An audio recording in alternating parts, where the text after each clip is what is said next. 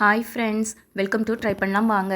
நம்ம இன்றைக்கி என்ன ட்ரை பண்ண போகிறோம் அப்படின்னா, தண்டங்கீரை பொரியல் வந்து எப்படி செய்யலாம் அப்படிங்கிறதாங்க பார்க்க போகிறோம். வாங்க வீடியோக்குள்ளே போகலாம்.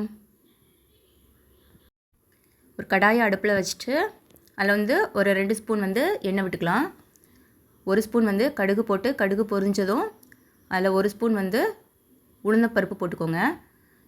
அப்புறம் ஒரு 2 ஸ்பூன் வந்து சிறுபைத்தம் பருப்பு வந்து சேர்த்துக்கலாம்.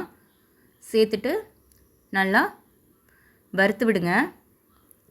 கலர் வந்து சேஞ்ச் ஆகிற வரைக்கும் நல்லா வறுத்துக்கலாம். பாருங்கள், கலர் சேஞ்ச் ஆயிடுச்சு.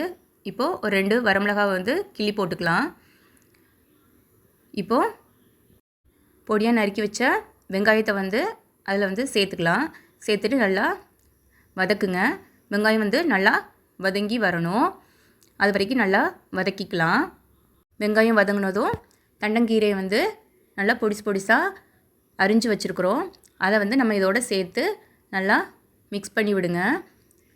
தண்டங்கீரை வந்து ஃபஸ்ட்டு சேர்க்கும்போது நிறைய இருந்த மாதிரி தெரியும். நம்ம வதக்க கீரை வந்து எந்த கீரையாக இருந்தாலும் நம்ம வதக்க அது வந்து என்ன செய்யும், சுருங்கிரும். பாருங்கள், சுருங்கிருச்சு. இப்போ பொரியலுக்கு தேவையான அளவு உப்பு வந்து சேர்த்துக்கலாம். உப்பு சேர்த்துட்டு நல்லா மிக்ஸ் பண்ணுங்கள். நல்லா மிக்ஸ் ஆகி வரணும்.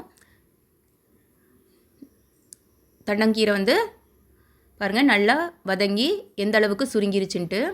இப்போது 1 கப் அளவுக்கு வந்து துருவின தேங்காய் வந்து அதில் வந்து சேர்த்துக்கிறோம்.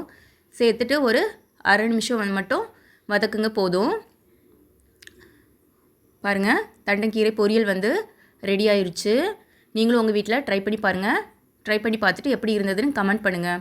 இந்த வீடியோ உங்களுக்கு பிடிச்சதுன்னா லைக் பண்ணுங்கள், ஷேர் பண்ணுங்கள், சப்ஸ்கிரைப் பண்ணுங்கள். Thanks for watching this video.